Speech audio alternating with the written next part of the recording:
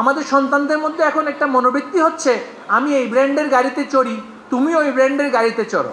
সমাজকে জানান দেয়া নয়, ওই যে ছাগল কাণ্ডের মতন আমি দামি ছাগল কিনে আমি জানান দিব আমার পকেট ভর্তি অনেক পয়সা আছে, দামি গাড়ি কিনে আমি সেটা দামি ব্র্যান্ডের দিকে যাতে সন্তান সেদিকে ঝুঁকে না পড়ে। অভিজাত এলাকায় থাকি, অভিজাত মানসিকতা যদি হয় তাহলে কিন্তু আমি আমার ভবিষ্যৎ ধ্বংস করছি এবং বিপদের মধ্যে ফেলছি। মানসিকতা হতে হবে উন্নত, অভিজাত নয়।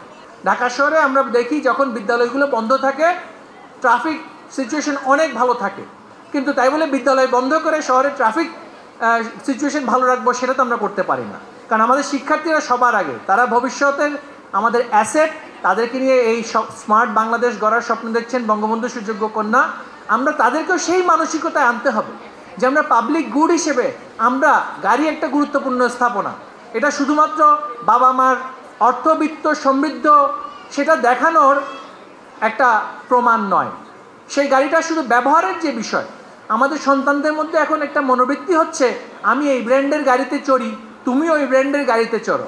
কিন্তু গাড়ির যে বাস্তব ব্যবহার, আমি পয়েন্ট এ থেকে পয়েন্ট বিতে যাওয়ার জন্য সেটা সমাজকে জানান দেয়া নয়, ওই যে ছাগল কাণ্ডের মতন আমি দামি ছাগল কিনে আমি জানান দিব আমার পকেট ভর্তি অনেক পয়সা আছে, দামি গাড়ি কিনে আমি সেটা দামি ব্র্যান্ডের দিকে যাতে সন্তান সেদিকে ঝুঁকে না পড়ে। গাড়ির একটা ব্যবহার যেটা, সেটা আমাদের সন্তানদের প্রতি বলতে হবে যে সেটা যে কোনো গাড়ি হতে পারে, সেটা মোটরযান চালিত হতে পারে, সেটা সাইকেলও হতে পারে, তার মধ্যে সেই ইউটিলিটি সেটা আমাদের আনতে হবে। কিন্তু সেটা না এনে আমরাই অনেক সময় অভিভাবক হিসেবে তার মধ্যে সেই মনোবৃত্তি যেটা ভোগবাদী মানসিকতা, বস্তুবাদী মানসিকতা, যেটাকে আমরা বলছি কনজিউমারিজম এবং কমোডিটি, তাদের যে এই যে এক ধরনের ভোগবাদী মানসিকতা আমরা ঢুকিয়ে দিচ্ছি। ঢালাইয়ে দৃঢ়তা, নির্মাণে নিশ্চয়তা, প্রিমিয়ার সিমেন্ট, ঢালাইয়ের রাজা। এটা থেকে তাকে পরিত্রাণ দিতে হবে। শিক্ষার্থীকে যদি সে খুব কাছাকাছি থাকে তাহলে তাকে হেঁটে স্কুলে যাওয়ার জন্য বাবা মা সহ সেখানে আমি যাতে করে হেঁটে স্কুলে দিতে পারি। অত্র এলাকায় যে ফুটপাতের যে চমৎকার ব্যবস্থা আমাদের মাননীয় মেয়র মহোদয় করে দিয়েছেন, চমৎকারভাবে ফুটপাতগুলো কিন্তু এখন হাঁটার জন্য খুব উপযোগী। কিন্তু আমাদের সন্তানরা কি আসলে ফুটপাত ব্যবহার করে স্কুলে আসছে? সেগুলো স্কুল কর্তৃপক্ষকে আমরা অনুরোধ করব, এবং স্কুল কর্তৃপক্ষ যাতে সন্তানদেরকে এই স্কুলের পরিষ্কার পরিচ্ছন্নতার কাজে লাগায়।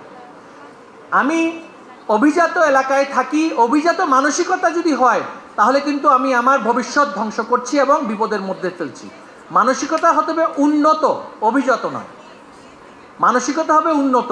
উন্নত মানসিকতা হচ্ছে আমি ব্যক্তি হিসেবে, আমি একজন শিক্ষার্থী হিসেবে পরিষ্কার পরিচ্ছন্নতা নিজেই করব।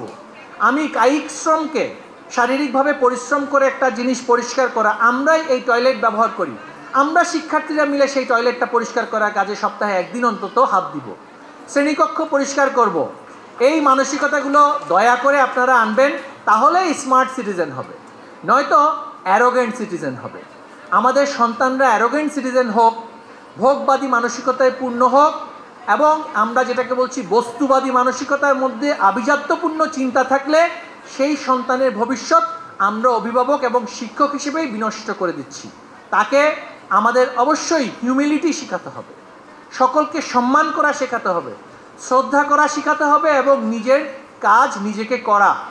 এই টয়লেট আমিই ব্যবহার করি, উন্নত বিশ্বে কিন্তু সেগুলো শিক্ষার্থীদেরকে দিয়ে অনেক জায়গাতে পরিষ্কার করানো হয় তাদের কারিকুলামের অংশ হিসেবে। আমার সন্তানের মধ্যে এমন মানসিকতা যদি সৃষ্টি হয়, এটাকে আমি পরিষ্কার রাখবো কারণ আমিই ব্যবহারকারী, তাহলে কিন্তু সে ময়লা করার ক্ষেত্রে দ্বিতীয়বার ভাববে।